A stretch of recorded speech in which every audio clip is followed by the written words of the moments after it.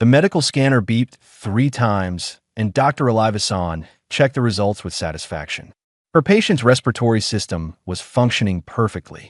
His cardiovascular readings were strong. Everything about Daniel Webb seemed ordinary. That was the problem with humans.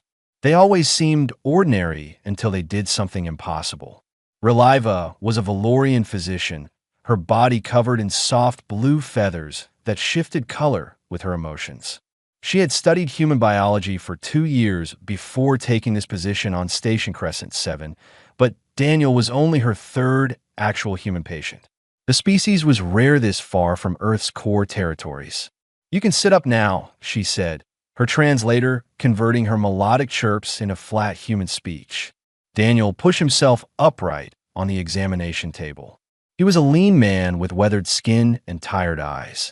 His file said he was 34 years old and worked as a salvage operator on a ship called the Driftwood. He needed a physical examination to renew his operating license. "Everything look good, Doc?" he asked. "Your readings are excellent. Surprisingly excellent, actually." Reliva tilted her head. "Your cellular regeneration markers are higher than baseline for your species. Do you take supplements?" Daniel laughed softly. "No, just lucky genes, I guess." Reliva made a note in his file. Humans were strange creatures. They came from a world where everything tried to kill them, yet they spread across the galaxy like they belonged everywhere. She found them fascinating. "I notice you have not eaten this morning," she said, pointing to a reading on her screen. "Your glucose levels are slightly low." "Yeah, I was running late. Figured I would grab something after." Reliva's feathers shifted to a determined yellow. She had read that proper nutrition observation was important for comprehensive human examinations.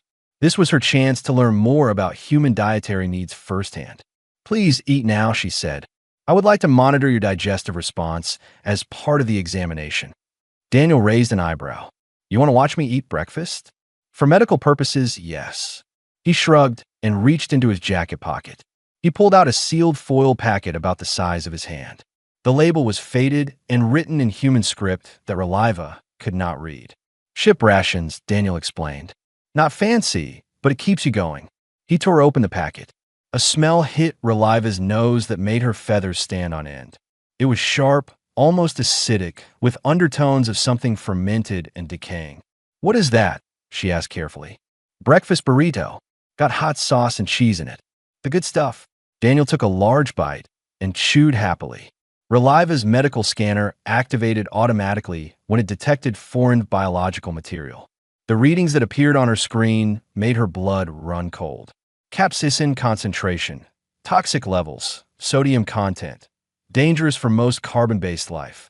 Bacterial cultures detected, multiple strains, active fermentation, acidic compounds, corrosive rating 3.7. The device began flashing red warnings. A soft alarm chimed from the ceiling. "Stop eating," Reliva shouted, her feathers flaring to bright red. "Put that down immediately." Daniel froze with the burrito halfway to his mouth. "What? What's wrong?" Reliva was already rushing to the emergency cabinet. Her hands trembled as she grabbed a stomach evacuation kit. "You are ingesting toxic substances. Multiple toxic substances. How are you still conscious?" "Doc, it's just a burrito." "Your scanner is showing capsaicin poisoning, bacterial contamination, and acid levels that could damage your internal organs." Reliva spun around with the evacuation tube in her hands. "I need to pump your stomach before the damage spreads." Daniel looked at the half-eaten burrito in his hand, then back at the panicking alien doctor. His expression shifted from confusion to understanding, and then to something that looked almost like amusement. "Doc," he said slowly, "this is normal food. For humans, I mean. We eat this stuff all the time." "That is impossible." The readings clearly show. The medical bay door slid open. Nurse Telly entered, her translucent Malvari skin shimmering with curiosity. She took one look at the scene and let out a sound that might have been a sigh. "Dr. San," Telly said calmly, "is this about human food again?"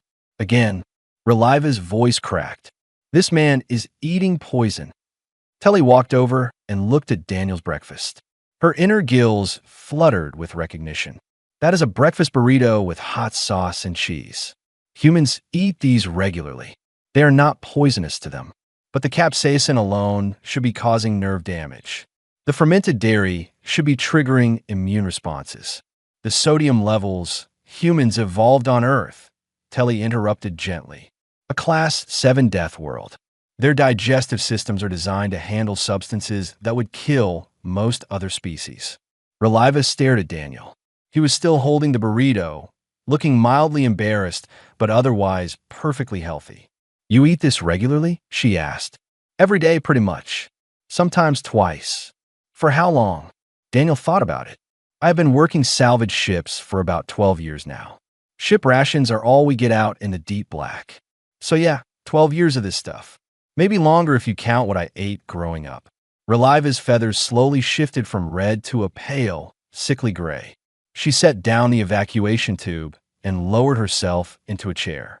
12 years, she whispered. You have been eating poison for 12 years. Daniel took another bite of his burrito and shrugged. It's not poison to us, document. It's just breakfast. Reliva looked at her scanner, still flashing its urgent warnings, and realized that everything she thought she knew about humans was terribly, wonderfully wrong. 3 minutes had passed since Reliva learned that humans ate poison for breakfast. She still had not moved from her chair. Her feathers remained that sickly gray color, and her medical scanner sat forgotten on the counter, still blinking its useless warnings. Daniel Webb finished his burrito and wiped his hands on his pants. He looked at the Valorian doctor with genuine concern. You okay, Doc? He asked. You look a little pale. Well, gray. Is gray bad for your species? Gray is shock, Nurse Telly explained. She filled a small cup with water and offered it to Reliva. Dr. San, please drink something. You need to process this calmly. Reliva took the cup, but did not drink. Her mind was racing through everything she had learned in medical school. Capsaicin was a neurotoxin. Fermented bacterial cultures were biological hazards. High sodium content caused cellular damage. These were facts. These were truths that every doctor in the galaxy accepted. And yet this human had just eaten all three things at once and was asking if she was okay. I need to understand, Reliva said finally. How is this possible? Your body should be rejecting these substances violently. Daniel scratched the back of his neck. I mean, sometimes I get heartburn if I eat too much hot sauce. Does that count? Heartburn. Reliva's voice was flat. You consume neurotoxins, and your only reaction is mild discomfort. The hot sauce here is pretty weak compared to what my grandmother used to make. She grew her own peppers back on Earth. Those things could strip pain. Telly made a soft clicking sound that was the Malvari equivalent of laughter. Dr. San, perhaps it would help if you reviewed human evolutionary history. I can provide some context. Reliva nodded weakly. At this point, she would accept any explanation that made sense. Humans evolved on Earth, Telly began. Earth is classified as a Class 7 death world. It has extreme temperature variations, unstable tectonic plates, atmospheric storms, and one of the highest predator-to-prey ratios in the known galaxy. I know the classification, Reliva said, but how does that relate to eating poison? On Earth, almost everything is trying to kill everything else. Plants developed chemical defenses to avoid being eaten. Capsaicin, for example, evolved to burn the mouths of animals that try to eat pepper plants. Telly gestured toward Daniel. Humans responded by developing a tolerance to these chemicals. Then they started seeking them out deliberately because the burning sensation releases pleasure hormones in their brains. Reliva stared at Daniel. You eat things that burn you because it feels good? Yeah, basically. Daniel shrugged. Spicy food is great. Makes everything taste better. And the fermented dairy? The cheese. Telly continued her explanation. Humans cannot digest milk as adults naturally. Most species cannot.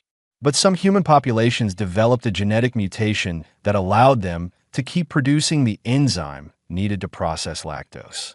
Then they discovered that allowing milk to be colonized by certain bacteria made it last longer and taste different. They call this cheese. Controlled bacterial colonization, Reliva repeated. They eat controlled bacterial infections. Pretty much, Daniel said cheerfully. Cheese is delicious. You should try some. I would die, Reliva said without any doubt in her voice. Fair enough. Reliva finally drank the water Telly had given her. Her feathers were slowly returning to their normal blue, but there was now a ring of cautious yellow around her neck. She looked at her scanner and then back at Daniel. What else do humans eat? She asked. I need to know everything. Daniel thought about it. Well, there's coffee. That is a drink made from roasted beans. It has caffeine in it, which helps us stay awake. Reliva checked her database. Caffeine was listed as a cardiac stimulant that could cause fatal arrhythmia in most species at the doses humans consume daily. You drink this every day? Multiple times a day. Most humans do. What about alcohol? Oh yeah, we drink that too. Beer, wine, whiskey. It is fermented plant sugars that have a psychoactive effect. Some humans drink it to relax. Reliva found alcohol in her database. It was classified as a cellular poison that could cause organ failure. Humans used it recreationally. Chocolate, Daniel added. That is made from a bean too. It has theobromine in it, which is toxic to a lot of earth animals, but humans love it. We give it to each other as gifts. You gift each other poison. When you put it that way, it sounds weird. But yeah. Reliva set down her scanner. She realized that the device was useless when examining humans. Every warning it gave was technically correct, but completely meaningless. Humans had evolved to ignore the rules that govern other species. Your species terrifies me, she admitted. Daniel smiled gently. We're not so bad once you get to know us. We are actually pretty friendly. You are friendly poison-eating survivors of a death planet. Yeah, but friendly ones. Telly patted Reliva's shoulder with one webbed hand. I had the same reaction when I first learned about human biology. You will adjust, Dr. San. Humans are strange, but they are also remarkable. Their ability to adapt to hostile conditions is unmatched in the known galaxy. Reliva looked at Daniel Webb, this ordinary-looking man who ate toxins for breakfast and drank cardiac stimulants to start his day. He did not look like a survivor. He did not look like a product of a death world. He just looked tired and a little hungry. But now she understood that the most dangerous things in the universe often looked harmless. I'm going to need a much longer examination, she said finally. And I want a complete dietary history. Everything you have eaten in the past year. Daniel groaned. That is going to take a while. Document. I have time, Reliva said. And apparently, so do you, despite everything. 2 hours into the dietary history, Reliva had filled 17 pages of notes and developed a permanent twitch in her left eye. Daniel sat across from her in the consultation room, patiently listing everything he had eaten during his 12 years on salvage vessels. Each item was worse than the last. Each description made Reliva question how humanity had survived long enough to reach the stars. And then there is jerky, Daniel was saying. That is meat that has been dried and salted until it can last for months without refrigeration. We chew on it like a snack. Salt preserved dead tissue, Reliva muttered, writing it down. Bacterial growth prevented through dehydration and high sodium content. It is really good with beer. Reliva did not even flinch anymore. Beer was fermented grain water that contained ethanol. Humans drank it deliberately. She had accepted this fact 20 minutes ago. What about vegetables? She asked hopefully. Surely those are safe. Daniel thought about it. Well, there are onions. Those make your eyes water and can be toxic to some earth animals.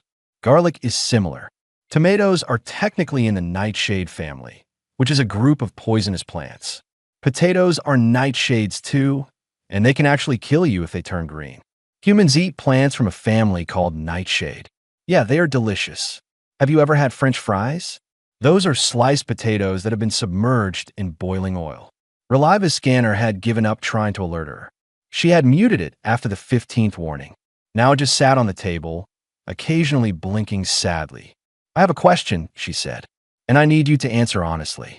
Sure, document. How do humans decide what to eat? You seem to put everything in your mouths regardless of whether it is safe. Daniel laughed.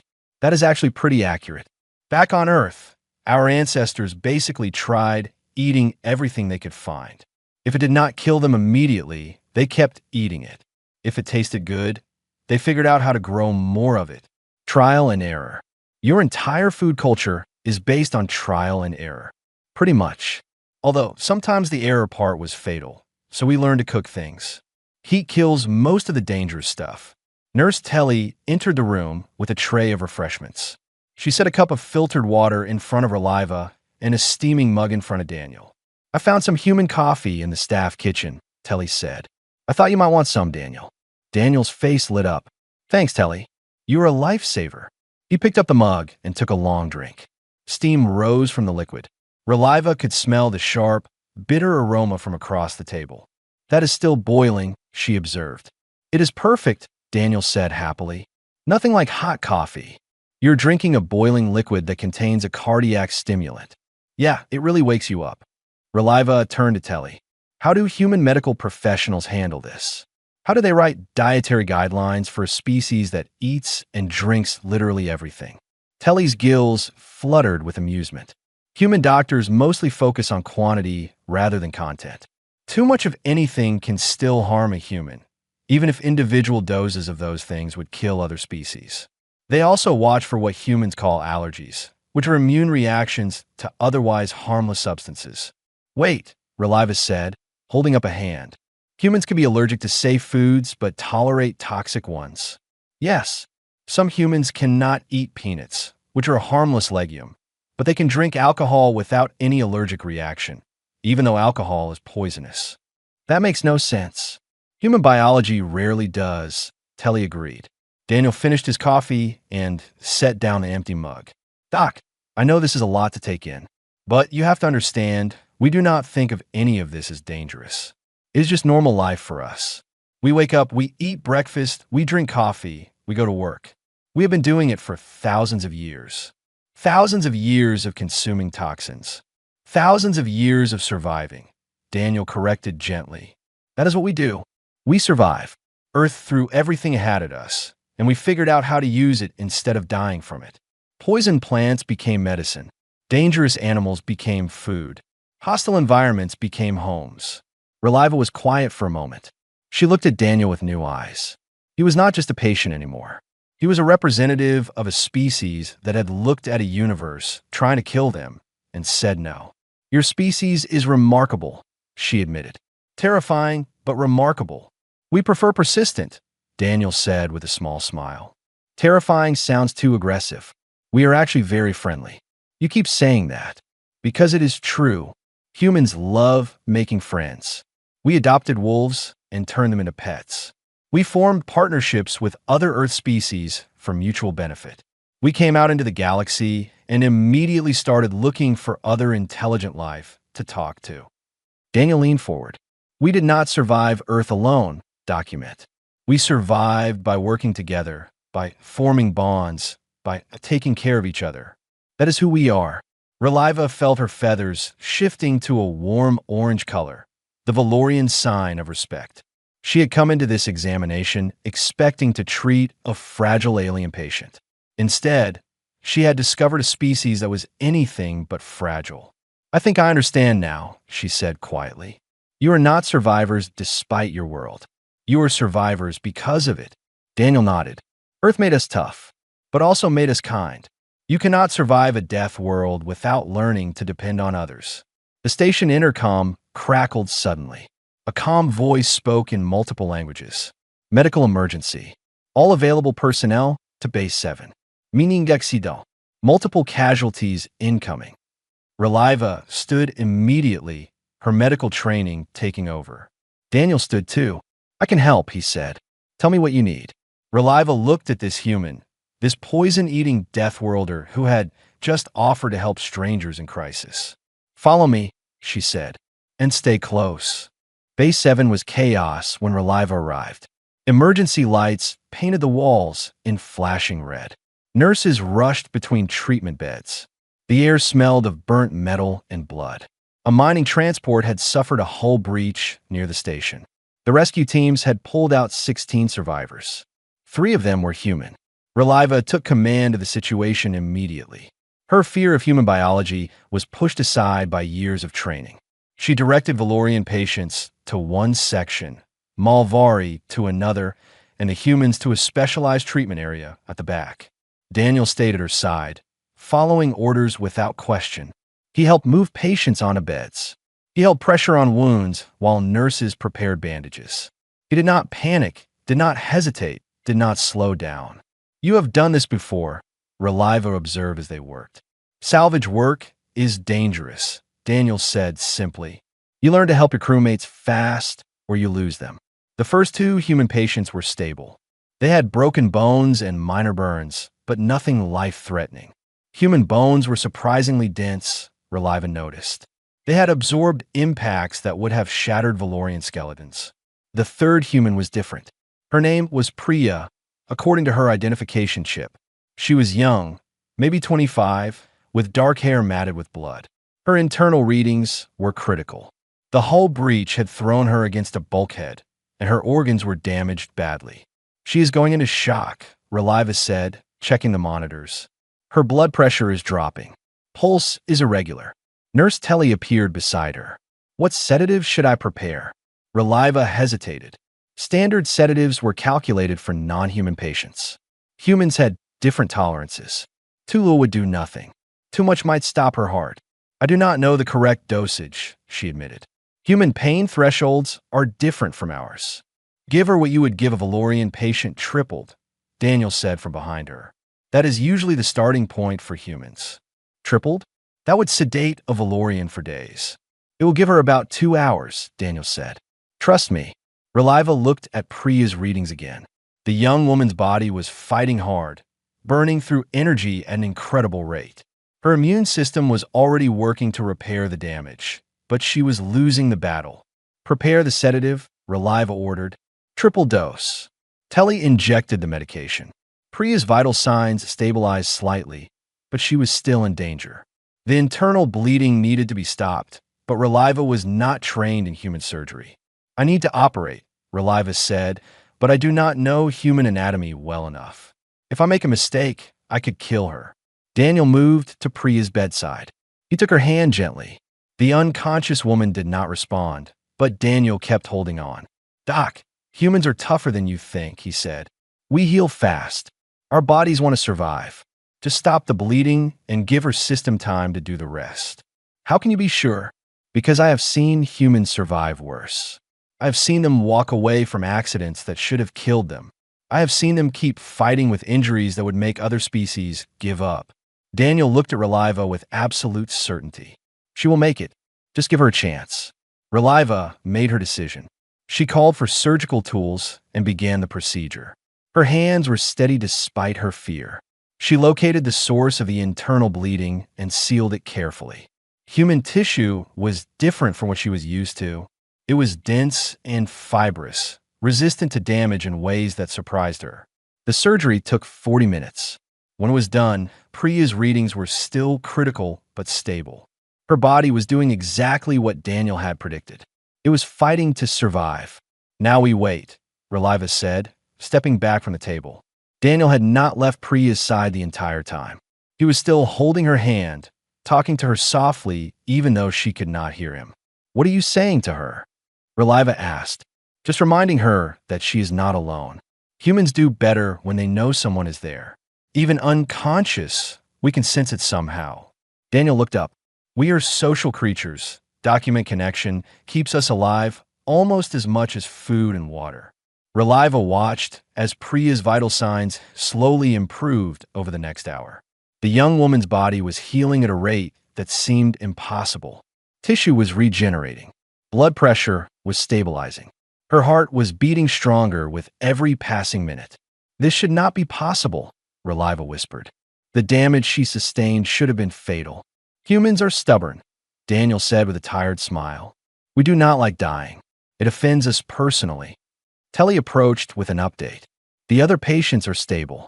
The Valorian casualties are recovering well. The Malvari will need another day of observation, but they will survive. And Priya, her readings are improving faster than any prediction model I have. I think she will wake up within the next few hours."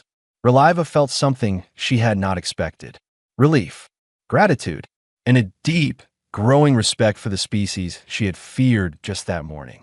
"Daniel," she said quietly, "thank you for your help today." "That is what humans do," he replied. "We help, even when we are scared, even when we do not know what to do. We try to help anyway." It is in our nature. Reliva looked around Base 7. The chaos had settled into organized recovery. Patients were sleeping peacefully. Nurses were monitoring vitals. The crisis was over. And standing in the middle of it all was a human salvage worker who ate poison for breakfast and refused to let strangers die. I think, Reliva said slowly, I am beginning to understand your species.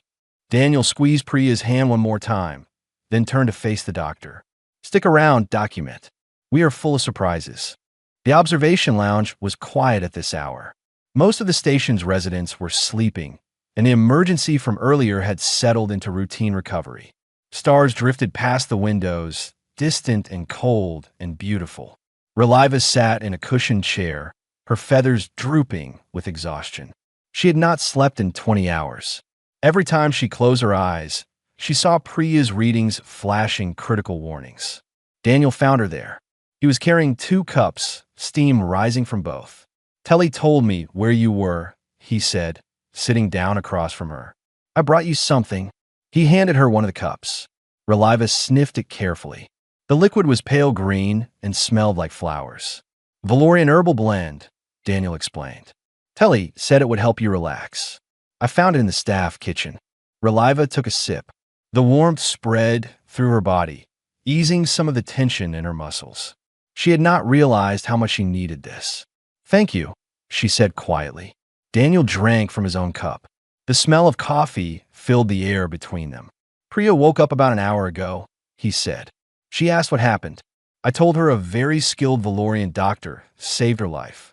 I did not save her. Her own body did most of the work. I just stopped the bleeding. That is still saving someone, document. You gave her the chance to heal. That matters. Reliva looked out the window at the stars. Somewhere out there was Earth, the death world that had created humans. She tried to imagine what it must be like living on a planet where survival was never guaranteed. Can I ask you something? She said. Sure. Why did you become a salvage operator? Of all the jobs humans could do in the galaxy, why choose one so dangerous? Daniel was quiet for a moment. He cradled his coffee cup in both hands and stared at the stars like he was looking for something specific. After Earth joined the galactic community, he said slowly, there were not many jobs available for humans. We were newcomers. We did not have the technology or the resources that other species had. The only things we could offer were the things no one else wanted to do. Dangerous work. Exactly. Mining in unstable asteroid fields. Salvage operations in debris-filled sectors. Construction on hostile worlds. Jobs that killed other species. Daniel shrugged. But humans could do them. We were built for harsh conditions. So we took those jobs because they needed doing and because we needed to prove that we belonged out here. You work dangerous jobs to earn respect. Partly. But also because someone has to do it. Ships break down. Stations need repairs. Cargo needs to be recovered from wrecks. If humans do not do it, who will? Daniel smiled faintly. We like being useful. We like knowing that our work matters. Even if it is hard, even if it is dangerous, we do it anyway. Reliva thought about her own career. She had become a doctor because she wanted to help people. She had studied alien biology because she wanted to understand the galaxy.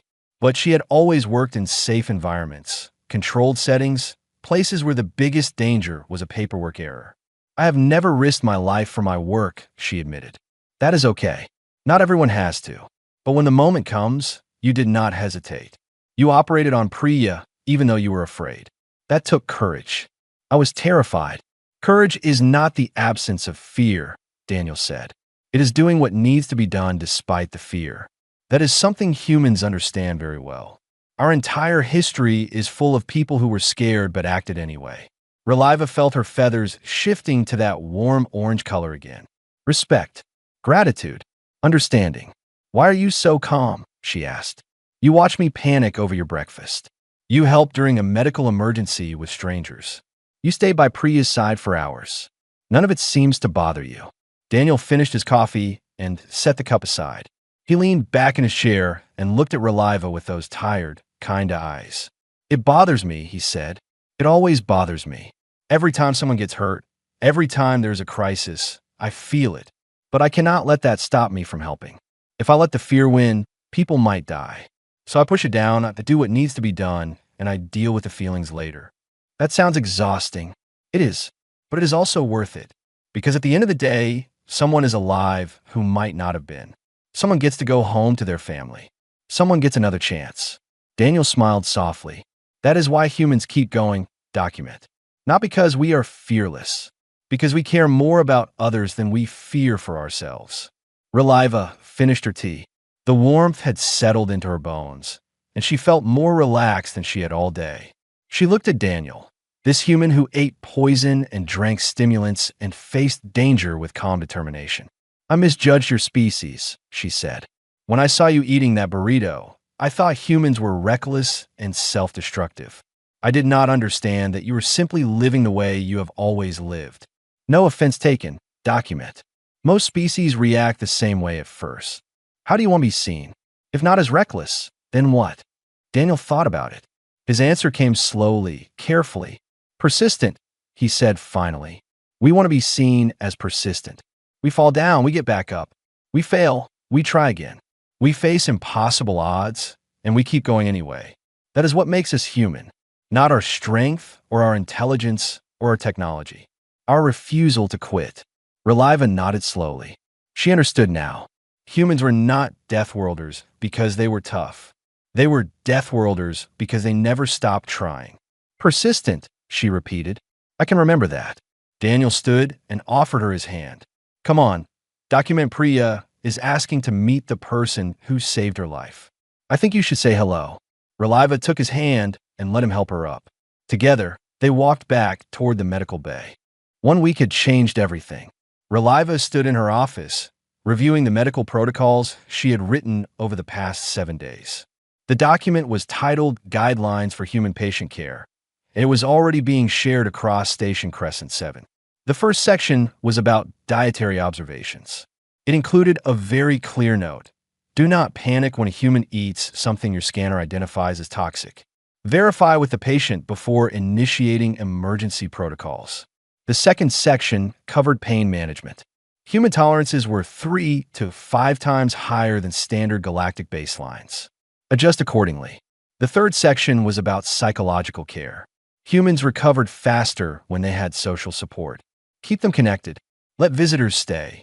Talk to them, even if they seem unconscious. Reliva had learned more about medicine in 1 week than she had in 2 years of formal study. And she owed it all to a salvage operator with bad taste in breakfast. A knock came at her door. Come in, she called. Daniel Webb entered, looking cleaner and more rested than the last time she had seen him. He was wearing his salvage crew uniform, and there was a duffel bag over his shoulder. Ship is leaving in an hour, he said. Wanted to say goodbye before we head out. Reliva felt a strange tightness in her chest. She had gotten used to seeing Daniel around the station. He had visited every day to check on Priya and the other recovering patients. He had answered her endless questions about human biology without complaint. He had become something she had not expected. A friend. Where's the driftwood heading next? She asked. Sector 9. There's a derelict freighter that needs to be recovered. Standard job. Should take about 3 weeks. Daniel smiled. Captain Brass says hello, by the way. She wanted to thank you personally for saving her crew members. It was my job. It was more than that, and you know it. Reliva's feathers shifted to a soft pink, the Valorian color of affection. She tried to control it, but Daniel had already noticed. He was polite enough not to comment. I have something for you, he said, reaching into his bag. He pulled out a sealed foil packet and placed it on her desk. Reliva recognized it immediately. It was another breakfast burrito. For your research, Daniel said. I know you wanted to study human food more closely. This one has extra hot sauce. Reliva picked up the packet carefully, as if it might explode. Her scanner activated automatically and began flashing warnings. She muted it without looking. I will not be eating this, she said. I did not expect you to, but maybe you can learn something from analyzing it. Consider it a gift from one friend to another. Friend. The word hung in the air between them. Reliva had not had many friends outside her own species. Her work had always kept her isolated, focused on patients rather than relationships. But Daniel had changed that. I will miss you, she admitted. I will be back. Station Crescent. 7 is a regular stop for salvage crews. Driftwood comes through here every few months. Daniel grinned. Besides, I need to keep my medical license current. That means annual physicals with my favorite Valorian doctor. Reliva laughed despite herself. I will add you to my permanent patient list. Perfect. Another knock interrupted them. Priya appeared in the doorway, sitting in a mobility chair. She was still recovering, but her color was good and her eyes were bright. Daniel, the shuttle is loading, she said. Then she noticed Reliva. Dr. San, I was hoping to see you before we left. Reliva moved to Priya's side. How are you feeling? Any pain? Discomfort? A little sore, but nothing serious. Telly says I will be back to normal in another week. Priya reached out and took Reliva's hand. Thank you for saving my life. Daniel told me you had never operated on a human before. That must have been terrifying. It was, Reliva admitted. But Daniel convinced me that you would survive if I just gave you the chance. He is good at that, convincing people to keep going. Priya squeezed Reliva's hand. Thank you for listening to him. Reliva squeezed back. Human hands were warm and strong, she noticed. They were hands built for holding on. Take care of yourself, Reliva said, and eat something healthy occasionally. Priya laughed. No promises, duck. Daniel helped Priya turn her chair toward the door. Before they left, he looked back at Reliva one more time. You know, he said, you could come visit the Driftwood sometime. See how humans really live out in the black.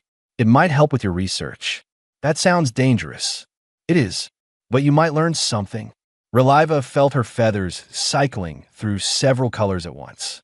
Fear, excitement, curiosity, hope. I will think about it, she said. Daniel nodded, satisfied with that answer. Then he and Priya disappeared down the corridor, heading toward the shuttle bay.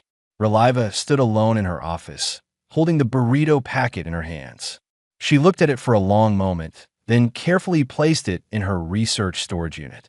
She had a lot more to learn about humans. And for the first time since encountering her first human patient, she was genuinely excited to begin. Her scanner beeped one more time. She glanced at the screen. Warning, unknown biological specimen detected. Recommend immediate disposal. Reliva smiled and turned off the scanner. You have no idea, she said to the empty room. That is just breakfast. She sat down at her desk and opened a new research file. The title appeared on her screen, Death World Dietary Adaptations, a comprehensive study of human nutritional resilience. The cursor blinked, waiting for her to begin. She started typing.